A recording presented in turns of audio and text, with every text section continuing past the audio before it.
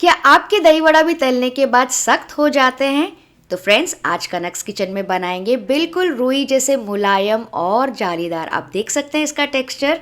ऐसे दही वड़ा कि आपसे भी हर बार एकदम परफेक्ट बनेंगे। सारे डिटेल टिप्स एंड ट्रिक्स के साथ बताऊंगी, तो वीडियो पूरा वॉच कीजिएगा।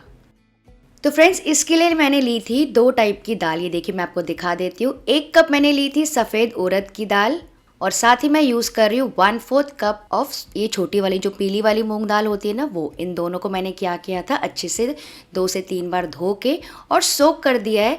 कम से कम फ्रेंड्स 4 से 5 घंटा तो इसको सोक कीजिएगा। वैसे तो मैंने अलग अलग सोक किए हैं, पर आप चाहें तो साथ में भी कर सकते हैं। अब आता है सबसे ज़रूरी पार्ट, सबसे पहला इम्पॉर्टेंट पॉइंट।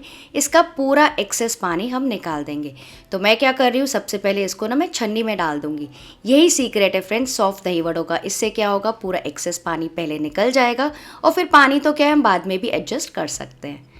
तो सबसे पहले ये देखिए, मैं उड़द दाल मैंने ट्रांसफ़र कर दी है यहाँ पे छन्नी में। पूरा पानी निकल गया है। अब इसको ट्रांसफ़र कर लेंगे हम मिक्सी में, और कम से कम पानी डालकर, आपको लगे तो बस 1 से 2 टेबलस्पून पानी डाल के इसको अच्छे से पीस लेंगे।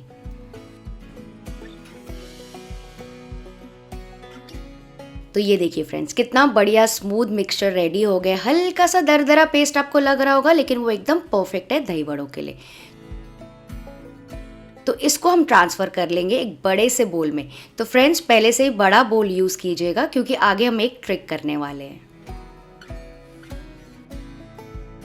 तो बस इसी तरह से मैंने मूंग दाल का भी पूरा पानी छान दिया है, और इसको भी मिक्सी में ट्रांसफ़र कर लेंगे, और कम से कम पानी डाल देंगे। बस जितनी ज़रूरत लग रही है आपको डाल के इसको भी पीस लेंगे। ये भी हो गया। इसको भी मैं ट्रांसफ़र कर रही हूँ सेम बोल में।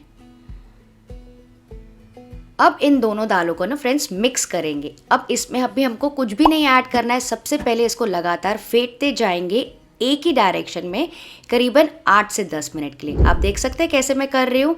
तो फ्रेंड्स, ऐसा करना बहुत इंपॉर्टेंट है दही वड़ों के लिए। हलवाई भी यही करते हैं, और इसी की वजह से आपके दही वड़े ना काफ़ी सॉफ्ट बनेंगे।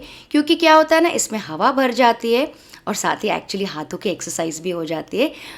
पर मान लीजिए अगर आपके हाथ दुख रहे हैं, तो आप किसी की हेल्प ले सकते हैं, या फिर हैंड विस्क यूज़ कर सकते हैं, या फिर वो जो केक का बीटर आता है ना, जो हम व्हिप क्रीम करने के लिए यूज़ करते हैं, वो भी आप यूज़ कर सकते हैं। लेकिन हाथों से बेस्ट रिजल्ट्स आते हैं।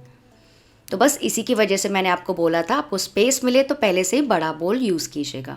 तो लगातार इसको ऐसे करते जाएंगे ना फ्रेंड्स, तो आपका मिक्सचर बहुत ज़्यादा लाइट और फ्लफ़ी हो जाएगा।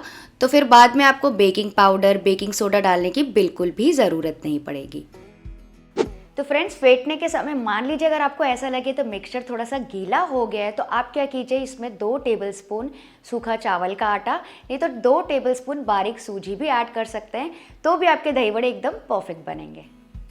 तो फ्रेंड्स, अब करीबन 10 मिनट के बाद मैं आपको बैटर दिखाती हूँ। ये देखिए, बैटर साइज़ में एकदम डबल हो गया है, फ्लफ़ी और लाइट हो गया है, बिल्कुल क्रीम जैसा टेक्सचर आ गया है, और कलर भी पहले से बदल गया है। पहले एकदम पीला पीला सा था, अभी एकदम लाइट पेल कलर का हो गया है।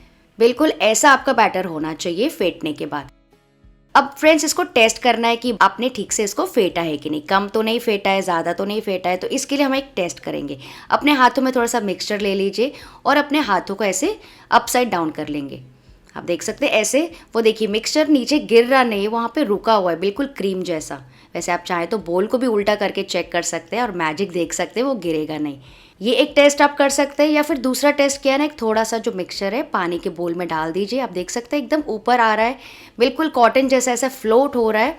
इसका मतलब ये परफेक्ट है। और मान लीजिए अगर ये नहीं हो रहा है ना, तो 1 से 2 मिनट के लिए और इसको आप फेंट सकते हैं। तो अब इसमें हम डालेंगे मसाले। तो डाल रही हूँ 1 टीस्पून ज़ीरा, 1 टेबलस्पून बारीक कटा हुआ अदरक, 2 से 3 बारीक कटी हुई हरी मिर्चें। इन तीनों चीज़ों से ना फ्रेंड्स मेन फ्लेवर आता है दही वड़ों में। आपको चाहिए तो ये तीनों चीज़ें आप पिसने के समय भी डाल सकते थे, लेकिन इस स्टेज में ज़्यादा टेस्टी लगता है। और साथ ही मैं डाल रही हूँ थोड़ी सी किशमिश भी, और थोड़े से काजू के टुकड़े भी। बट हलवाई डालते हैं, शादियों में भी डालते हैं, बढ़िया सा क्रंच, मिठास और रिचनेस आता है इससे। अब मैं डाल रही हूँ 1 टीस्पून नमक भी, और इसको भी मिक्स कर लेंगे।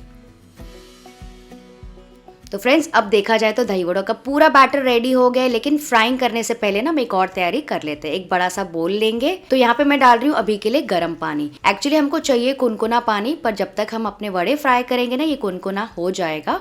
इसमें मैं डाल रही हूँ 1 टीस्पून नमक और आधा टीस्पून हींग, बढ़िया से फ्लेवर के लिए। थोड़े से धनिया के पत्ते भी आप डाल सकते हैं, आपको चाहिए तो पुदीना के पत्ते भी डाल सकते हैं, उससे भी बहुत फ्लेवर बढ़िया आता है। ये तैयारी अगर हम पहले से ही कर लेंगे ना तो वड़े डायरेक्टली इस बोल में हम ट्रांसफ़र कर सकते हैं। इसको साइड में रख देते हैं। नेक्स्ट यहाँ पे तेल मैंने रख दिया है फ्राइंग के लिए, मीडियम हाई पे होना चाहिए, ठीक है फ्रेंड्स। ऑयल का टेम्परेचर बहुत ज़्यादा इंपॉर्टेंट है। तो अब अपने हाथों को डिप करेंगे पानी में और एक थोड़ा सा पोर्शन लेंगे, छोटा बड़ा जैसे आपको लेना है। इससे क्या होगा, इजीली फिसलेगा आपका बैटर, और फ्राई करेंगे बैचेस में। आप देख सकते हैं कैसे छोटे छोटे वड़े मैं डालती जा रही हूँ। और फ्रेंड्स यहाँ पे हमको करनी है एक और ट्रिक। जैसे जैसे आप वड़े डालते जाएंगे ना, लेफ्ट हैंड से आप इसके ऊपर गरम गरम तेल डालते जाइएगा, बिल्कुल वैसे ही जैसे कि हम पूरी के लिए करते हैं। तो उससे क्या होगा, वो जल्दी जल्दी फूलेंगे और काफ़ी फ्लफ़ी हो जाएंगे।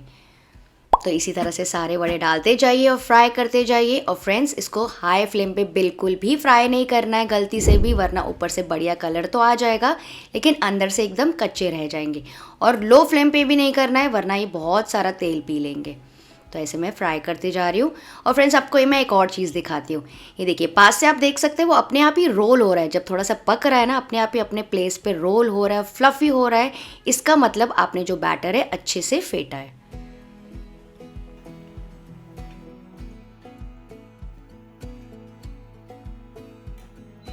तो मैं आपको निकाल के दिखाती हूँ। ये देखिए छन्नी में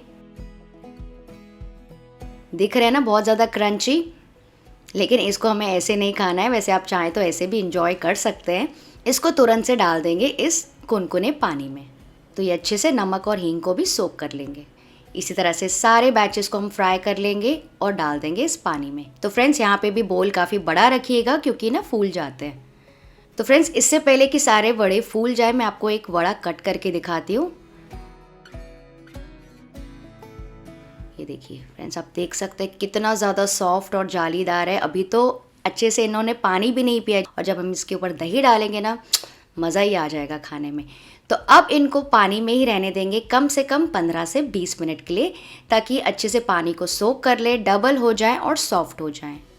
तो पहले जैसे मैंने फ्रेंड्स आपको बताया कि थोड़ा बड़ा बोल ही यूज़ कीजिएगा, क्योंकि अपने क्वांटिटी से ना डबल हो जाते हैं। तो इसको साइड में रख देते हैं, हम अपनी दूसरी तैयारी भी कर लेते हैं।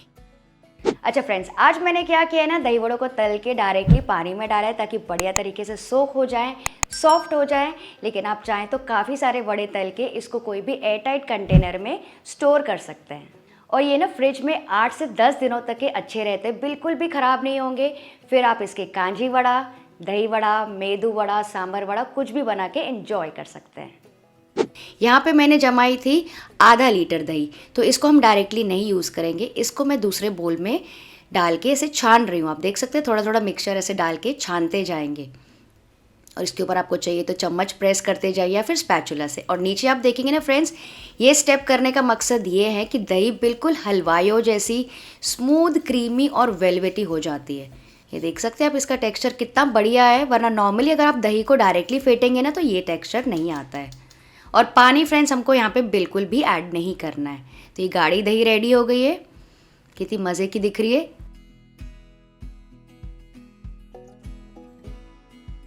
इसमें मैं डाल दूंगी आधा टीस्पून नमक और 2 टीस्पून पाउडर्ड शुगर। तो फ्रेंड्स आज मैं शुगर यहाँ पे नहीं डाल रही हूँ क्योंकि मैं मीठे वाले दही बड़े नहीं बना रही हूँ, लेकिन आप इसमें डाल सकते हैं जैसे मीठा आपको पसंद हो।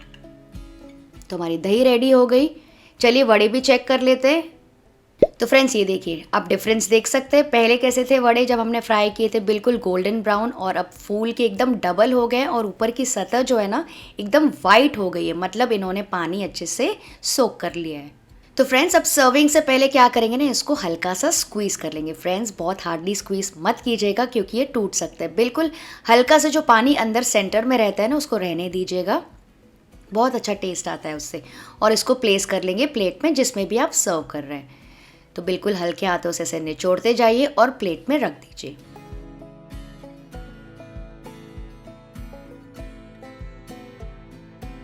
और फिर इसके ऊपर डालेंगे ठंडी ठंडी गाढ़ी हल्की मीठी दही।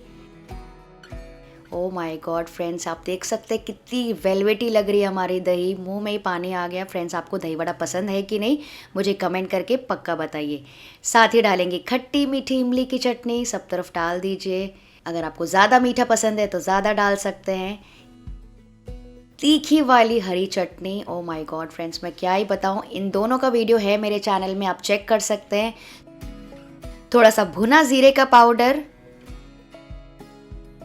थोड़ी सी लाल मिर्ची का पाउडर, आप चाहें तो रेड चिली फ्लेक्स भी यूज़ कर सकते हैं।